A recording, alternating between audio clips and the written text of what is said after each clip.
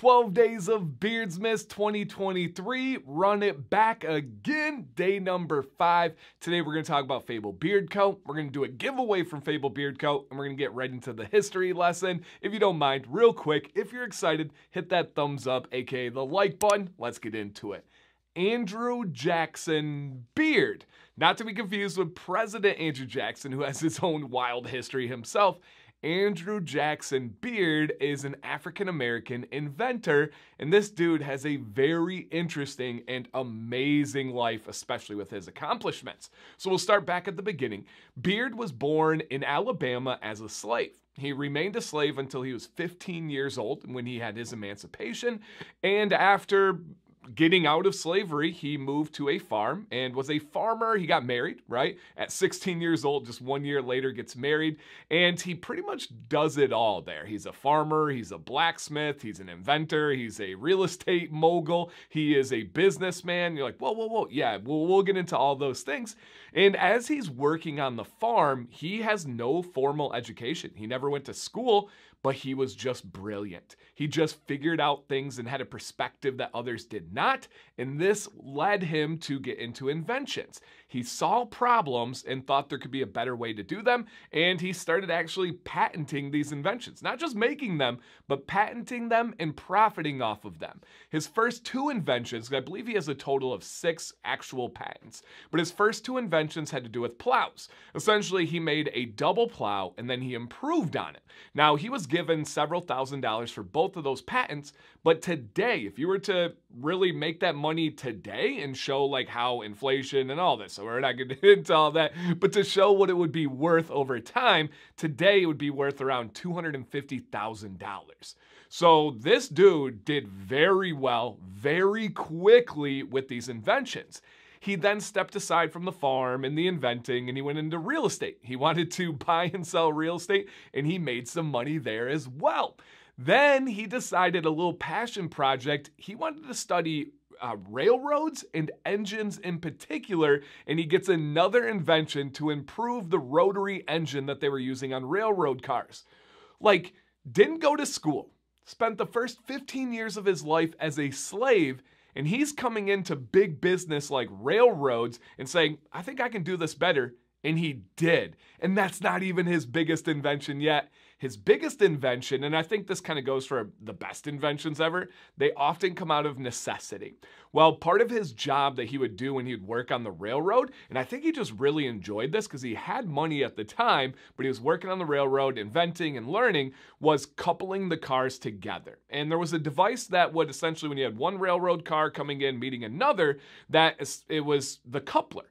And what you had was like an opening on one side, and then you had a bar on the other side, and as the person that was doing the coupling, you had to take a pin, and as these two things, I'm not going to do the motion because that could look a little weird, you know what I mean? But as these two things were entering, you had to drop the pin in at the right time, and it would stop the cars. Well, if you missed, you guys can figure out, boom, they would hit together. It was very, very rare that if you were somebody that was working on the couplers, you were working on the railroad, that you had all of your fingers and toes or your limbs. It was very common that you would miss, bam, your finger would get smashed and you'd lose it. Absolutely terrifying, all by putting a pin in the right spot at the right time while large things were moving fast. Well, Beard himself lost his leg. Yeah, his entire leg got smashed between 2 cars when he didn't do it correctly. He said, there's got to be a better way, and there was. Essentially, he makes a coupler system that instead of going into each other and putting a pin down, it had like a hook system where when they would hit, it would bring the hook up, and then it would clip back in. And it was dang near automatic. They even called it the automatic coupler, not the main one that was invented a few years later that kind of everybody knows today. However, his invention, with the help of many others, there were a lot of patents around this problem at the time. Within that same year, the US government made it illegal to have railroad cars without an automatic coupler. So he literally had a part in changing the railroad system and changing lives forever. Now, he was compensated for this. He was paid $50,000. In today's money, that's around $1.6 million. Wow, this guy absolutely made the most out of his inventions. And we've seen, if you study history at all, so many people have amazing inventions, but then they don't patent it. they get that idea stolen. He took care of business. He's a businessman, and he was able to get paid for all of these things. Now, beyond this point, right, he gets this $50,000 in cash, and we don't really know much more about him until he died, I believe, in 1921.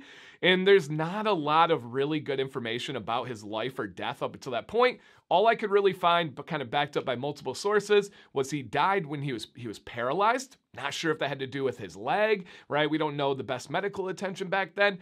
And they believe that he was not doing well money-wise, but also health-wise. He seemed like he may not have been getting enough food and water. He seems like he may have spent all of his money, which was a lot of money. I'm not even sure how that's possible. But we do know he was inducted into the National Inventors Hall of Fame. Respect. That's really cool. And we do know that he absolutely was brilliant, had a brain that didn't stop, was curious in multiple ways. How do you go from inventing a plow to inventing an engine part to inventing a coupling system? Unreal width of knowledge that he has and the depth of knowledge. So amazing. And he, of course, you see the picture there. This is about facial hair. Legendary mustache. At times would rock a shorter beard, but his last name was Beard, and it's just kind of crazy. Andrew Jackson Beard. I did not know a whole lot about Andrew Jackson Beard before this year. Now, I did teach about the railroads, so I did know about the coupling and the changes that went on there, but I learned so much about his life. I learned so much about his other inventions. Pretty dang cool, pretty amazing. I just don't like to think about that job before his invention where you had to wait between two railroad cars, hope that you get this thing right, and then they stopped. If not, you tried to jump out of the way, you tried to move, and yeah, not for me, not for me. The dude lost a leg. So thank you, Andrew Jackson Beard, for your contributions to this country, to this world. Absolutely inspiring.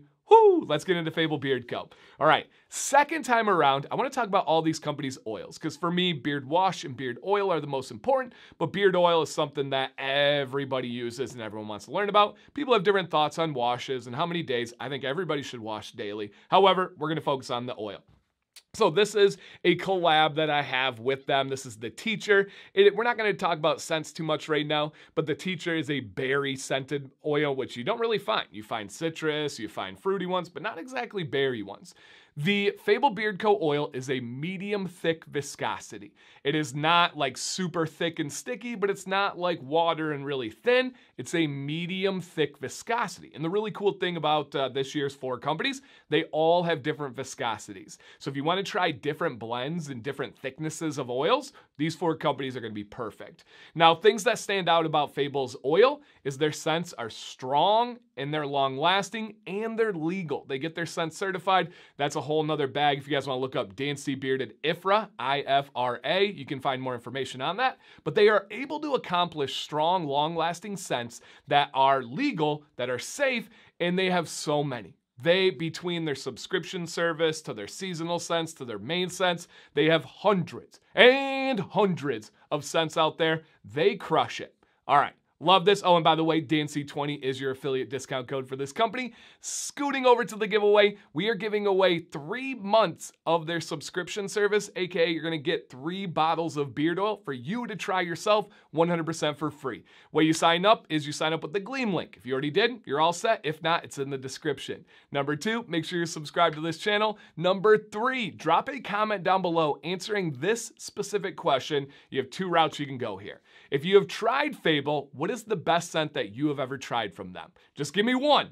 If you have not tried Fable, let us know down below with the comments, and then which scent sounds the best for you. If you want to take the easy way out, you can say the Teacher. I will accept that because I showed this and I can't prove that you're wrong. So if you just want to put the Teacher, that's okay. But take a look at their scents. Which one stands out to you? I love when you guys go that little extra mile, and especially when you contribute in the comments. So thank you guys for watching today. Dancy Bearded. Hope you're enjoying these 12 days of Beardsmas. Please stay bearded and stay positive.